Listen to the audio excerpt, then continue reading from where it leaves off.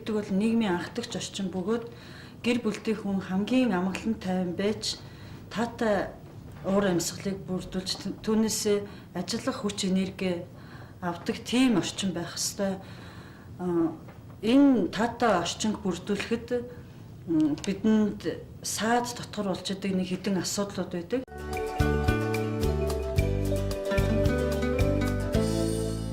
Гэр бүлийн гишүүдийн дунд энэ асуудал үүсдэг ганц хүчин зүйл нь бол хэн нэгний үзэл бодлыг одоо би хүлээж авмааргүй байтал хэн нэг нь надад үзэл бодлоо тулгах нь энэ хүний эрхийн зөрчил бөгөөд тухайн хувь хүнд бол маш сөргөөр нөлөөлж бие махбодын сэтгэл санааны эдийн засгийн өшөө бусад энэ хүчирхийллийн одоо хэлбэрүүдэд өртөж бид нар хүнийг хүчирхийлэлд өртөж чинь гэж мэдгүй явсаар нэг мэдхэд бүр хүчирхийллийн хохирогч болоод эрүүл мэнд сэтгэл санаа эдийн засгаараа хохирчод тэгээд нэлийн одоо гүнзгий шатанда хэн нэгэнд хандахад бид нар хүчирхийллийн эцсийн шатанд очисноо мэдэрч одоо ухаардаг тийм аюул байдаг. Гэр бүлийн хүчирхийлэл үйлдэж байгаа этгээд маань гадаа гудамжинд энэ хайртай хамгийн ойр байдаг хүмүүстэй гаргаж байгаа тэр үйлдэлээ бусдад гаргадаггүй. Энэ нь хамгийн одоо ухамсартайгаар одоо төлөвлөгдсөн зориудын үйлдэл гэдэг нь харагдаж байгаа. Өшөө энэ үйлдэлийг яах гэж үйлддэг вэхээр тодорхой зорилгод хүрэхин үүдснээс энийг зориудаар үйлдэгдэж байна гэдгийг ингэж гурван онцгой шинж чанараар мэдрэгддэг. Тэгээд биеийн хүчний дарангуулал гэхээр бид нар мэднэ зодох, цохих, одоо юмар чулуудах, шидэгч гэдэг юм уу бие махбодд нь ямар нэгэн гэмтэл учруулахгүй ч гэсэн ер нь л одоо хурж одоо халдахыг биеийн хүчний дарангуулал гэж байгаа. Сэтгэл санааны дарангуулал гэдэг нь бол муу үгээр дайрч доромжлох эсвэл бол одоо ямар нэгэн дарангуулал одоо төгшүүрт автуулах ямар нэгэн одоо чадахгүй болохгүй үйлдэлийн өөрт нь тулгах түүнээсээ болж одоо хохирогч маань сэтгэл санаагаар унах ийм асуудлуудыг сэтгэл санааны дарамт гэж үзэж болно.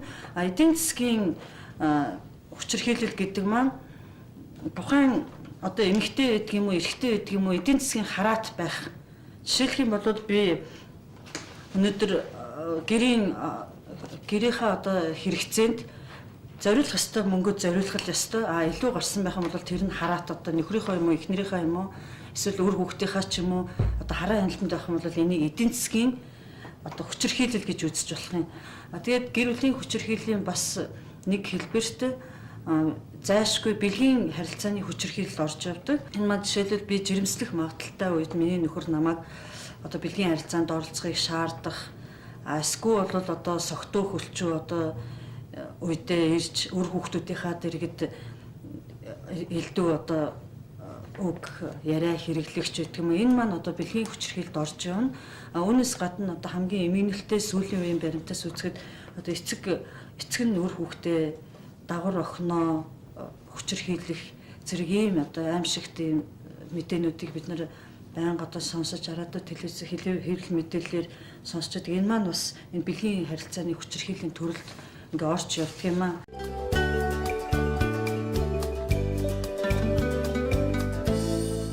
Хүүхдүүд маань аль хэлбэрт нь өрчөждөг.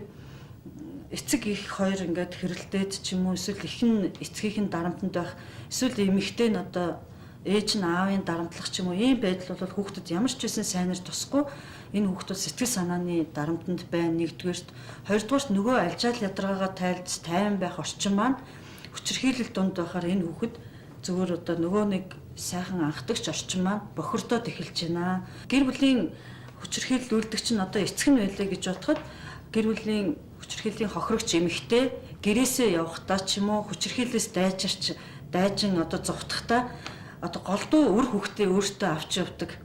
Хүчирхийлэл үйлдэгчд орхихоос одоо имээдэг. Итгэдэггүй. Яагаад гэвэл тэр эмэгтэй бол нөгөө хүчирхийлэл үйлдэгчд одоо итгэл алдарсан ямар ч одоо найдваргүй гэдгийг мэдэрсэн учраас одоо яш тийшээ зүхтаж явахтай юм үр хүүхдээ авч явдаг. Тэгэхээр л нөгөө гэр бүлийн хүчирхийлэлд өртөд байгаа эмэгтэйгийн хамтд нь өөр хүүхэд нь байнга дандаа хажууд нь явж байна гэдэг маань хүүхдийн эсрэг хүчирхийлэл гэдэг ийм том бүлгийг хөнтгөөс өөр аргагүй болж байгаа.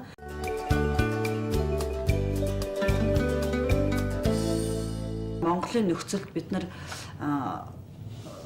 ерөөсөө биеийн хүчний хүчирхийлэл, хүчин дэх гэдэг энэ хоёр асуудлыг л бид нар хүчирхийлэл гэдэг үгтэй холбож үзээд идэг байсан. Тэгээд эмэгтэйчүүд маань одоо хүчирхийллийн эсрэг үндэсний төв юм уу, сэтгэл зүйн зөвлөгчд юм уу, хин нэгэн нийгмийн ажилтнанд юм уу хандахдаа бүр эцсийн шатанд ирээд одоо нөхөр нь яалтчгүй амь насанд нь аюул одоо тудагсан ч юм уу, эсвэл бол үр хүүхдийнх нь эрүүл мэнд хохирсон юм уу, өөрийнх нь эрүүл мэнд хохироод юм уу, энэ тохиолдолд яадгүй гэхээр хин нэгэнд нь хандсан байдаг. Энэ бол хамгийн эмгэнэлтэй зохих ёсоор яах ёстой вэ гэхээр бид нар анхан шатны үйлдэл одоо хүчирхийлэл үйлдэхээр ихэлсэн анхны үйлдэлийг бид нар няцааж чадах тийм одоо ёстой юм. Бид нар нөгөө гэр бүлийнхаа сайхан орчинд бүрдүүлэх гэж байгаа хэрнээ анханаас нь одоо ингээд бид нар эвлэрээд за одоо нэг удаа зодлоо нөхөр мөн за яг дараа хөрхийн энэ ухаарад одоо ингээд гайгүй байх гэж ингэсээр байгаад бид нар нэг л мэдхэд 7-8 жил өнгөрөөд үр хүүхдээ өсгөөд за яах вэ гэж явсараад хохирогч болчиход байдаг. За энэ манай Монголын одоо хүчирхийллийн эсрэг үндэсний төв болон бусад төрийн бус байгууллагуудын хамтарсан судалгаанаас үзэхэд Монголд одоо гэр бүлүүдийн 3 гэр бүлийн 3 эмэгтэй нэг нь хүчирхийллийн ямар нэгэн хэлбэрт өртөж байдаг. 5 гэр бүл тутмын нэг нь хүчирхийллийн ямар нэгэн хэлбэр оршин тогтнож байдаг. 10 эмэгтэй нэг нь нэр нөхөртөө зодуулдаг гэсэн ийм тоо судалгаа гарсан байна. Энэ нь бол нэлээд эмгэнэлтэй гэр бүлийн хүчирхийллийг бид нар архитай согтуурахтай их холбож үздэг. Энэ нь бол арай бас ташаа ойлголт юм. Гэр бүлийн хүчирхийллийг цоо эрүүл хүн бид нар өнөөдөр өөрсдөө ч мэдхгүйгээр үлдээд явж байгаа. Бүгдээрээ гэр бүлдээ энэ таатай уур амьсгалыг бүрдүүлэхийн тулд бие биендээс үзэл бодлоо чөлөөтэй нээж өнөөдөр оройныхоо хоолны цаг дээр чи тэхгүй яасан би ингэхгүй яасан ингээд маргаан үсэж явахын оронд бие бинийгээ ойлголцож сайхан эв найртай байх юм бол гэр бүлд маань илүү таатай уур амьсгал бүрдэж энэ хүчирхийлэл байтугай бид нар ажиллах хүч энерги олж авах тийм орчинг бүрдүүлж чаднаа.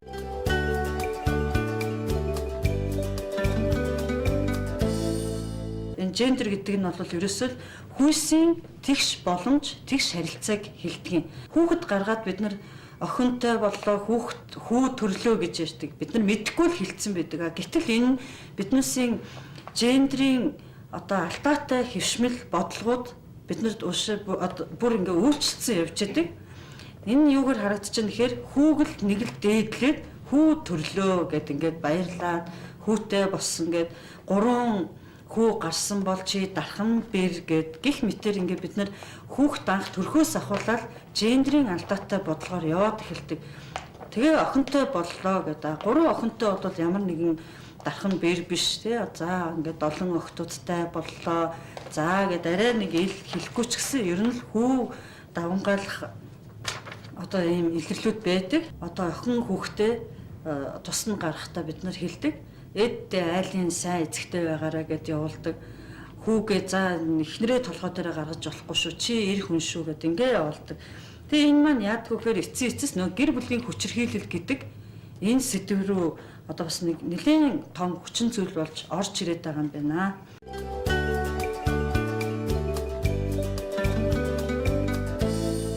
Үнэхээр ажилгүйдлээс болоод нийгмийн эмзэг ийм хэцүү одоо энэ даваа нухчаанаас болоод байгаа мó гэхээр үгүй байна. Бид нар ажилтай төрөлтэй хүмүүс ч архиуж гин өшөө бусад одоо биднээсийн дахин шүтээд өгдөг тэр гадаад орнуудад ч архитектурын согтуурах үзэгдэл бодол байна. Зөвхөн энийг хүн хизээ хаана зөв хэрэглэх үү гэдэг нэгдүгээр асуудал. Хоёрдугаарт хүн би юу хэрэглэж байгаа вэ гэдгээ хамгийн гол нь мэдчих ёстой. Би өнөөдөр мах гэдэг юмыг хэрэглэхдээ би уург энэ махнаас авч гэдэг юм уу?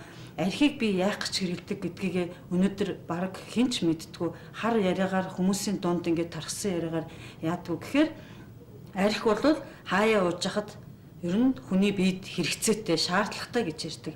Гэтэл эрдэмтэд энэнийг судлаад үзэхээр яг уу бид нар ярьдаг хүнсний спирт буюу этанол гэд энэ нийлэг гаралтай юм химийн томьёо байна л да, энэ биднээсээ хэрэглэдэг хүнсний спиртийн энэ бол юу гэхээр мансууруулах бодисын нэг бүрэлдэхүүн хэсэг болж ордог юм байна. Мансууруулах бодис гэдэг нь хүн түүнийг хэрэглэснээр сэтгцэд өөрчлөлт оруулдаг альва одоо нийлэг буюу химийн гаралтай бодисууд юм байна. Энд юу ордог гэхээр одоо тэр биднээсийн ярьж сурснаар хар тамхи, арх согтууруулах ундаг, тэгээд цаашлах юм бол кофе ч ордог юм байна. Бидний энэ элэг маань ачаалаас хэтэрсэн тэр хортой бодисыг хоргоожуулах үйл ажиллагаа хоргоожуулах чадвар нь буураад ирэхээр өвчилж эхэлнэ. Эрүүл элэг маань тэгээд ингээд арцаагаад энэ харагдаж байгаа л да зургийн дээр. Тэгээд энэ улаан зурвас нь болохоор одоо нэлийн одоо олон жил химийн хамаарал буюу одоо архины хамааралтай байсан хүний элэг одоо бүр ачаалаас их гарсаар байгаа. Одоо энэ элэгний цирроз болох шатанда орсон энэ элэгний зургийг бид нар харж байна. Тэгээ мөн энэ тархины зөөлөн эдэд нөлөөлж байгаа зургийг бид нар харж байна. Энд бид нар эрүүл эрхтэн, өвчлсөн эрхтэн гэж яагаад ингэж нэрлэсэн бэхээр бид нар эрүүл эрхтэн байсан юмыг ямар нэгэн бие физиологийн онцлогоос шалтгаалаад юм уу, ямар нэгэн дотоод эд эрхтнээс болж өвчлөөгүй бид нар өөрсдөө энийг өвчлүүлсэн. Хорт бодисыг өөрсдөө